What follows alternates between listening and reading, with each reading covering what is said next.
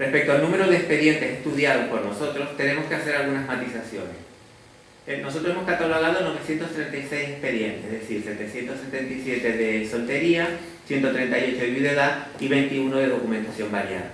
Ahora, si lo que analizamos, en vez de los expedientes, son las solicitudes, estas cifras empiezan a variar. Nos encontramos que como solicitudes habían 942. ¿Por qué? Porque hay 780 de soltería, las viudedades se van a mantener, son 138, igual que las anteriores, y en la documentación variada aumenta un poco, solamente 3, o sea, serían 24. Al estudiar este hecho, nos dimos cuenta de la existencia de expedientes que contienen en el mismo varias solicitudes. Me explico. En 1670, Juan Baez, vecino de Ámsterdam y residente en La Laguna, solicita se le reciba información de soltería para contraer matrimonio con Bárbara Llancer. Cosido a este expediente aparece otro, el de la mencionada Bárbara Llancer, de la misma naturaleza y residencia, solicitando se le reciba información de soltería para contraer matrimonio con el mencionado Juan Baez. Es decir, son dos expedientes distintos. Lo que pasa es que físicamente parecen uno solo. Del siglo XVIII encontramos un expediente conjunto tramitado en 1789 por José Tamayo y Arce, capitán del Real Cuerpo de Artillería, natural de Burgos y vecino de Santa Cruz, y Antonio Diego Eduardo Iguadín, capitán y ayudante mayor del Real Cuerpo de Artillería, natural de La Laguna y de la misma vecindad, deseando contraer matrimonio el primero con Isabel María de la Janti Vignoli y el segundo con María Candelaria de la Janti Vignoli, es decir, dos hermanas naturales y vecinas de Santa Cruz de Tenerife, hijas del capitán de milicia Bernardo de la Janti y de Aida Vignoni y Lockman. Este sería el primer matrimonio, y aquí tendrían el segundo, de Antonio Eduardo y de María Candelaria de la Janti. Eduardo en este caso es apellido.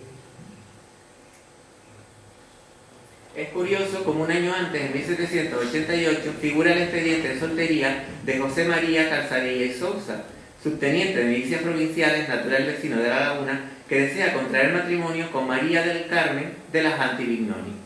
Es natural de Santa Cruz y vecina de La Laguna, hija legítima del teniente coronel Francisco de la Janti y de Ana Vignoni y Lopez. Estudiando los expedientes, nos dimos cuenta y pudimos montar lo que sería el árbol genealógico de esta familia. Fíjense, en la parte inferior derecha tendrían los primeros expedientes que hablé. Es decir, tendrían a José, por un lado a José Tamayo, que se desea casar con el primero, con Isabel, y el segundo matrimonio lo tienen a continuación. Fíjense que ella, siendo hermana, en la parte superior tienen quienes son sus padres, que son Bernardo de la Janti y Águeda Vignoni. Y el otro expediente sería el que tiene al lado, por lo tanto, deducimos que son primas hermanas. Y los padres del segundo matrimonio, es decir, de María del Carmen, son hermanos entre sí, es decir, los dos padres se casaron con dos hermanos, se casaron con dos hermanas. De tal manera que a través de la lectura de los expedientes de soltería hemos podido montar el árbol genealógico.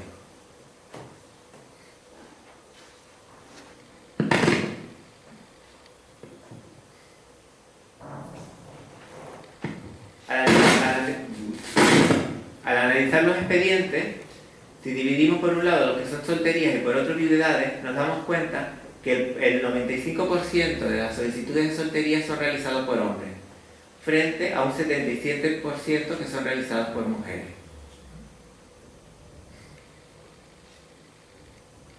Si miramos las solterías realizadas por mujeres, es decir, ese porcentaje pequeño que nos quedaba, vemos que el más antiguo que figura es de 1651, realizada por Bárbara Martín, que lo tienen en otro color, en la parte superior, y tienen también la firma de ella en la otra imagen.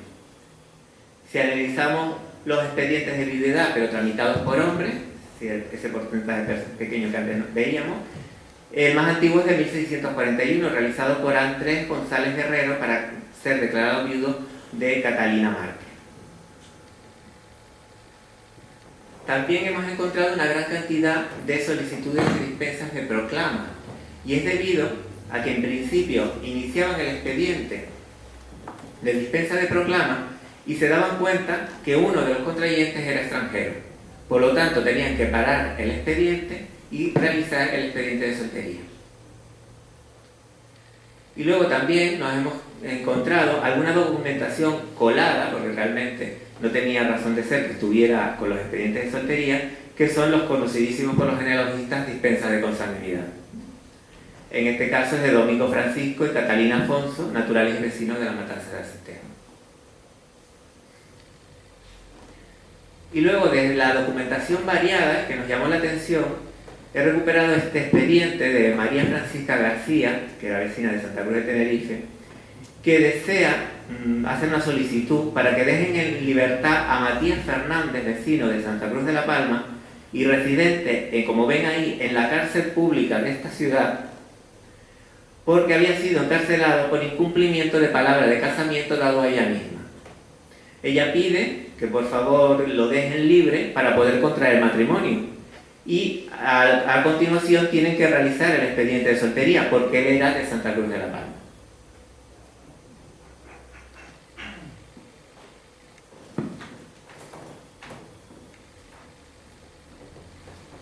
Estudiando los grupos poblacionales vamos a encontrar que entre Península y Islas Canarias, evidentemente las solicitudes mayoritarias son de las Islas Canarias y por diócesis, lógicamente, la de Tenerife sobresale sobre la de Las Palmas.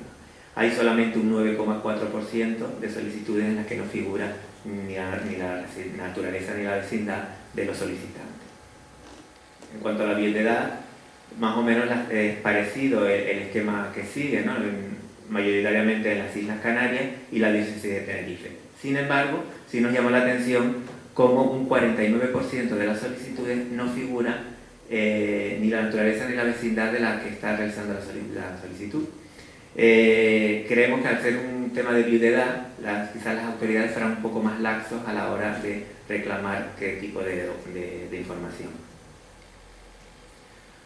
Por islas, tenemos representado, aunque nosotros estamos analizando expedientes de Tenerife, hemos encontrado representación de todas las islas, en mayor o menor porcentaje. Y por comunidades autonómicas hemos visto que Andalucía, esto ya es muy conocido, es la que sobresale, seguida de País Vasco, Galicia y Asturias. En cuanto a extranjeros, nosotros hemos hecho una división, por un lado, entre lo que serían europeos y del resto, y también conocido, Portugal, son los que llevan el más número de solicitudes, también por la población extranjera, la mayoritaria, seguido de franceses, italianos, y nos llamó la atención el gran número de irlandeses que existía. Y ahora empezamos con los oficios. Y ustedes me van a disculpar porque necesito sonar.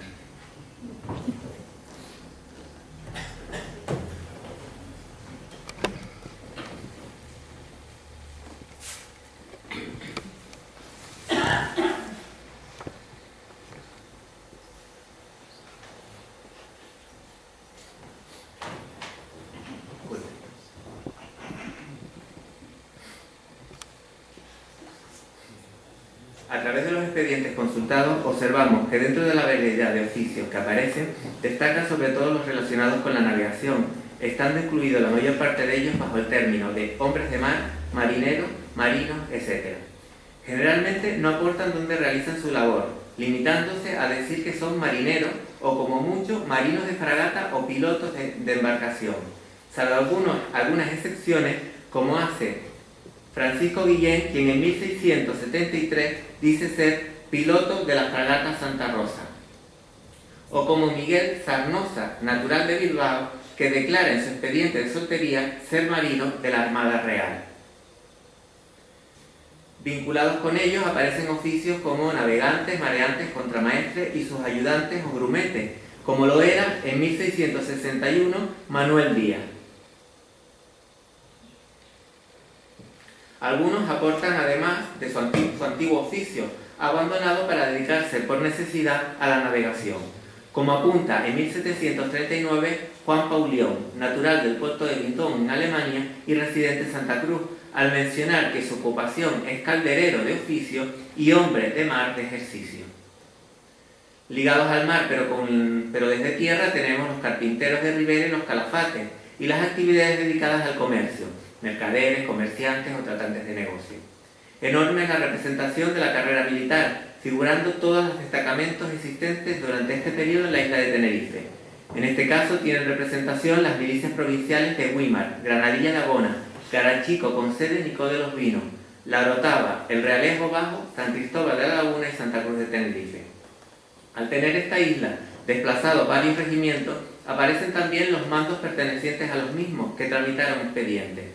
En cuanto a la jerarquía del ejército, tenemos de mayor a mayor representación los sargentos, cabos, alférez y soldados, y de forma ocasional algún capitán de milicia, entre los que figuran algunos ya retirados como era el sargento Francisco Morcillo, natural de Granada y vecino de Santa Cruz, cuyo oficio en 1787 era el de panadero.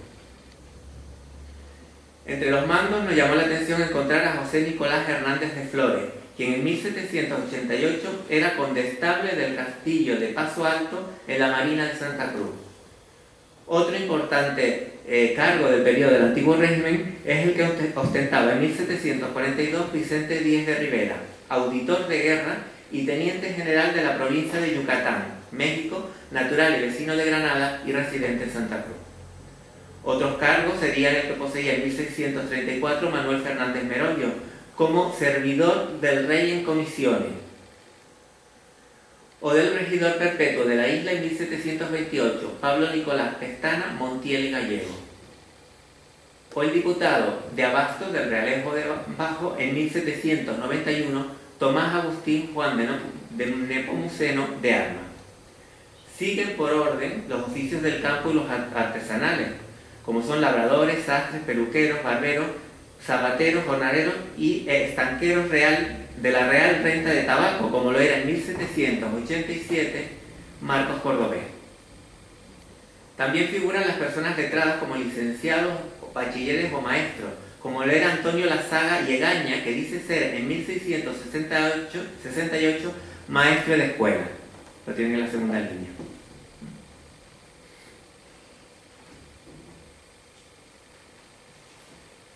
O el canciller en 1708 del Consulado de Francia en Canarias, Anselmo Dumengue, natural de Aviñón y vecino de La Laguna.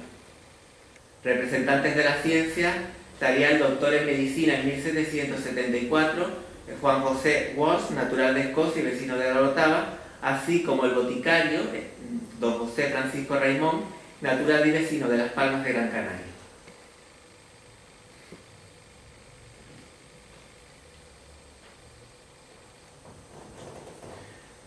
En cuanto a las clases sociales, tenemos todas las representaciones posibles.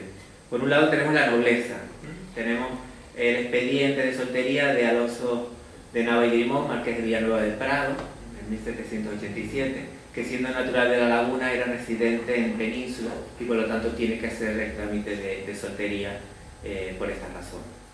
O por ejemplo el marqués de Villafuerte, que también realiza su solicitud de soltería para poder en este caso contraer matrimonio. Luego tenemos los asistentes en sus casas. En este caso, María Magdalena de Guzmán, que era asistente en la casa del marqués de Torrehermosa. Ella era natural de Habsburgo y vecina de Santa Cruz.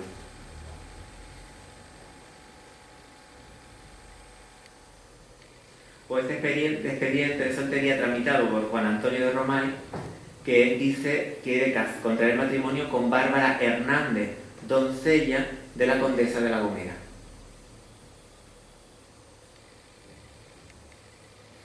O este otro sirviente, Miguel de la Vega, que como pone ahí, trabajaba de asistente, de sirviente de don Andrés Amat de Tortosa, del caballero, lo pone en la segunda línea, caballero don Andrés Amat de Tortosa, capitán y comandante de ingenieros.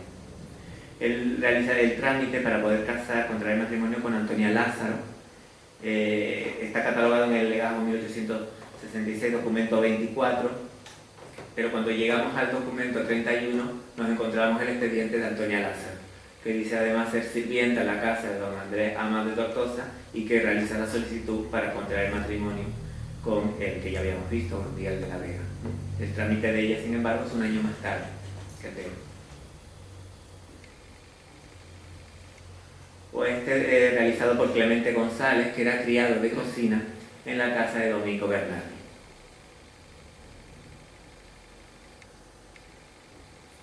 Luego llegamos a los esclavos, ¿no? Tenemos solicitudes que curiosamente son realizadas por mujeres libres, en este caso Antonia del Rosario, para contraer matrimonio con Antonio Casares, que de color negro, esclavo de Andrés Casares.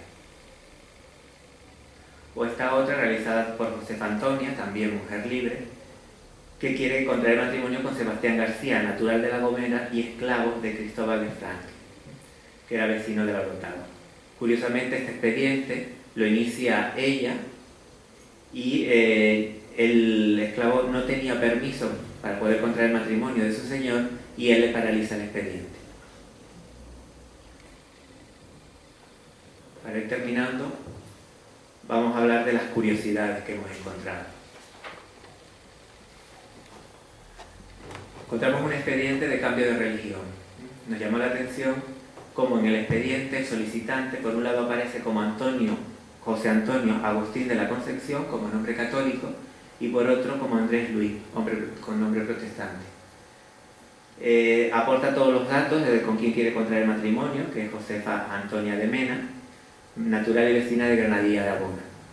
Nos llamó la atención y bueno, decidimos buscar en la parroquia de Granadilla, de San Antonio de Padua, y curiosamente localizamos la partida de bautismo de él.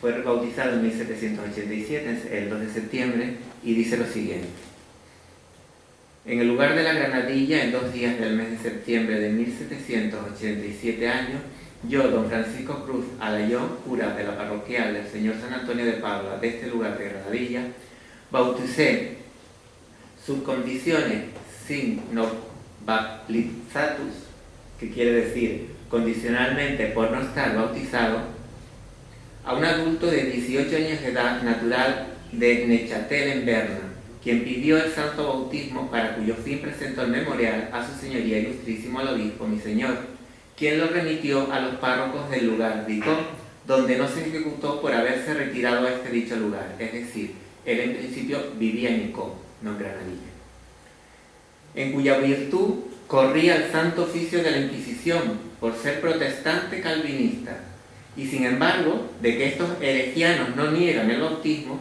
habiendo resultado de sus diligencias que se practicaron que la materia con que le bautizaron en su patria era dudosa, se le absolvió ad cautelam, precedida de confesión sacramental sus condiciones, y después se le administró el santo bautismo. Curiosamente, 3 meses, exactamente 3 meses después, se realiza el matrimonio. Ya no aparece ninguna mención a su nombre protestante. Al ser bautizado, ya aparece con su nombre de católico. En este caso, le sirve de apellido de Concepción. Luego también hemos encontrado documentación original. Cuando hablábamos de esa documentación complementaria que iba apareciendo en los documentos, en este caso apareció dentro del expediente de Diego Bautista Starling, que era natural de La Laguna, pero su residencia la tenía en Londres. Él inicia el expediente desde allá, en Londres, y la documentación que presenta en principio está en inglés. O esta otra documentación que la va a presentar el cónsul de Francia en las islas, que era natural de Normandía, y tramita también parte de su expediente en su idioma, en su lengua materna. Y luego lo que serían personajes históricos. Nos ha llamado la atención encontrar, declarando como testigo en el expediente de Nicolás Currat, al maestro Juan Esteves, que era natural de la Orotava. Juan Esteves es el padre de Fernando Esteves, vuestro imaginero. O este otro expediente, en el que lo realiza don Blas de Campos, natural de Sevilla, y en el que aparece en el folio 4 Huertos don José Rodríguez Felipe, es decir, el hermano de Amaro Rodríguez Felipe, conocido como Amaro Pargo. En el folio 4 Huertos, pero cuando llegamos al folio 6 Huertos, nos encontramos al propio capitán don Amaro Rodríguez Felipe. Y además pudimos localizar también su firma.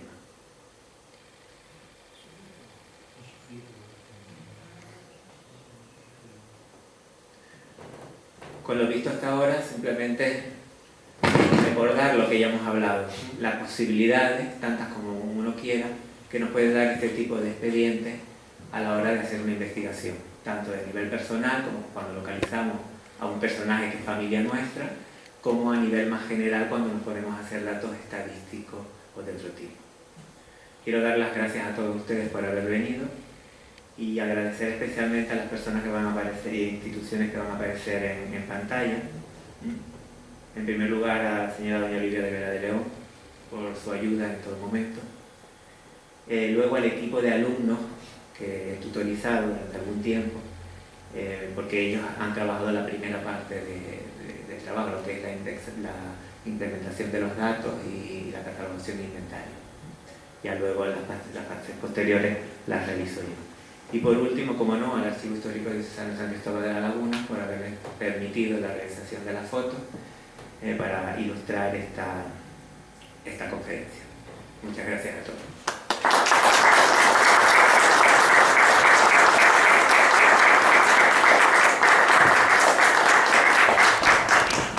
¿Tienen alguna pregunta que hacer?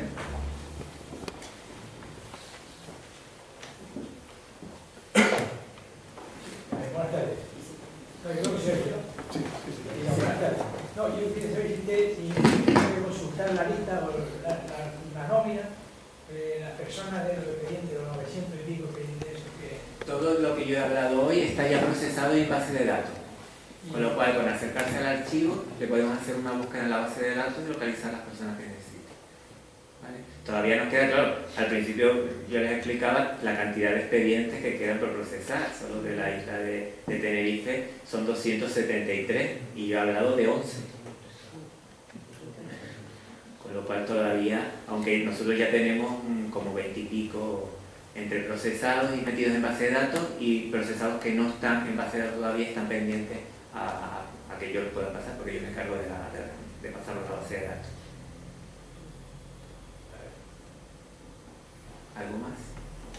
Una curiosidad. Uno tira para la tierra. El porcentaje de expedientes fundamentalmente abierto para gente que reside en Santa Cruz de la Laguna, tiene una inmensa mayoría. O hay muchos del interior también. En el caso, por ejemplo, del protestante está en Granadilla. Sí, no, y lo de la se llama práctica había... Claro, por población, por densidad poblacional, siempre van a destacar Santa Cruz Laguna, sobre todo en estas épocas, ¿no? Y algunos lugares del norte, que es donde más población había, lógico. La movilidad poblacional es a través de los puertos, entonces principalmente el puerto del norte y la población la laguna. Sí, el puerto, Santa Cruz, la laguna pues se la gana. Claro. Pero del sur me imagino que será lo menos que hoy. En principio sí, en general.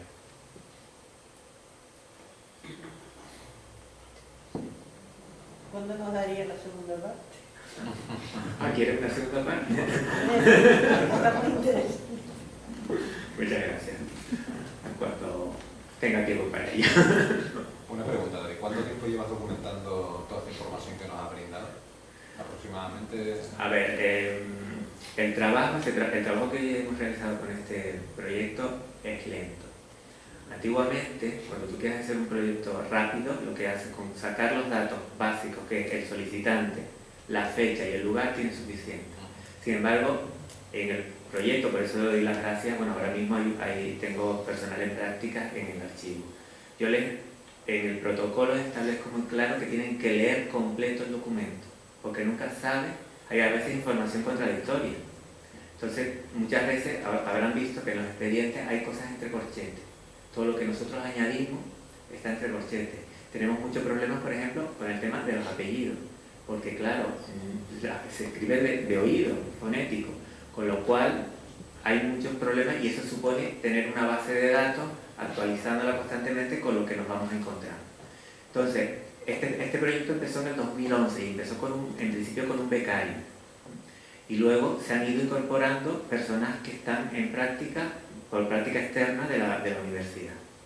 Entonces, es gradual, o sea, ellos tienen un número de horas, ellos lo que hacen es extractar esos datos, tenemos una ficha base, en el que, como han visto, que se repite mucho, lo que es el nombre del solicitante, naturaleza y vecindad, el oficio, si es hijo natural o legítimo, porque en los primeros expedientes no aparece, y a partir de finales del siglo XVII empieza a aparecer si es natural o legítimo, el nombre de los padres, sea cuantos más datos posible, incluso para qué realiza la solicitud. En algunos casos simplemente solicita ser declarado soltero o soltera, pero no especifica nada más. En otros casos, cuando se le interroga o se le interroga a alguno de los testigos, aporta que es para contraer matrimonio y dar los datos de la futura contrayente. Entonces todo eso, claro, es un proceso que hacen ellos y que luego en segunda instancia, digámoslo así, pasa a mí y lo reviso. Y es cuando ya yo lo voy pasando a base de datos. Yo no soy partidario de que toquen las bases de datos personas que están de forma temporal en la institución. Entonces es un proceso muy lento. De hecho yo actualmente tengo 11 cajas, creo que son en mi despacho, pendientes de pasar del anterior alumno que vino en prácticas a finales del año pasado. Porque con el trabajo que tenemos en el archivo, y algunos de ustedes lo saben, está un poco complicado el poder dedicar mucho tiempo, y evidentemente sería más cómodo para mí dejarle a alguien que lo pasara de forma directa, pero no da seguridad luego a la hora del manejo de los datos. Mira, te quería hacer una pregunta. En el tema de los extranjeros, ¿en qué fecha exactamente? Porque dice que hay más de Portugal y de Francia, ¿no? ¿En qué época, en qué años son los más, con más frecuencia hay? Bueno, nosotros tenemos documentación desde 1615. Es el primer documento que a nosotros nos aparece, que nos ha llegado, porque hay que explicar siempre que esta documentación en principio estaba en Las Palmas, en el Obispado de Las Palmas, que luego ya en el año 26, cuando se trae toda esa documentación para acá, y yo entiendo que algo se habrá quedado allí colado y hay alguna documentación que puede haberse perdido, porque evidentemente hay laguna. En cuanto al extranjero, es paralelo a la conquista. O sea, que el grupo poblacional más importante que nos viene tras la conquista son portugueses. Y se asienta de forma rápidamente. El tema del portugués, cuando, como es la misma época de 1600, con la época de que España y Portugal eran la misma, no sé si es cuando más portugueses vino a Canarias. Hombre, según la estadística que mostré, evidentemente ganan los portugueses y seguidos de franceses. ¿Y el de la Francia sería de la época del 1700? No, están todos comprendidos entre 1600 y 1800 la estadística, ¿vale? Ya. Entonces, en principio había que analizar ya a nivel cronológico e ir haciendo batidas por años, ¿no? Pero tampoco nos podría dar, digamos, un dato 100% riguroso, en el sentido de que siempre hay documentación, por un lado, que se ha perdido, y por otro lado, documentación que no aporta datos porque no dicen la naturaleza y vecindad, con lo cual es un dato que pierde en la estadística. ¿Algo más? Pues muchas gracias. Pues simplemente en nombre de la Sociedad de Genealogía y Biología de Canarias, dar las gracias a David por aceptar el reto de venir a dar una conferencia. A mí me tocó hace un año y bueno, hemos ido comprometiendo a una serie de personas para que, en virtud de ese convenio que tenemos con la Real Sociedad Económica, pues nos ilustren con la información que a lo largo del tiempo han ido recopilando, ¿no? Y agradecer a la Real Sociedad Económica que nos cojan esta sede, que para nosotros es nuestra casa, para poder impartir este tipo de sesiones, y a todos ustedes por venir a arropar al conferenciante y a la sociedad y a la económica, a las dos instituciones. Gracias. Simplemente suscribir lo dicho, y no me equivoqué cuando dije que iba a ser muy interesante la conferencia, que pensábamos que solo íbamos a hablar de solteros y viudos, y acabamos hablando de Amaro Pargo también, o sea que la cosa tiene su miguel. Muchas gracias a todos por asistir y buenas noches.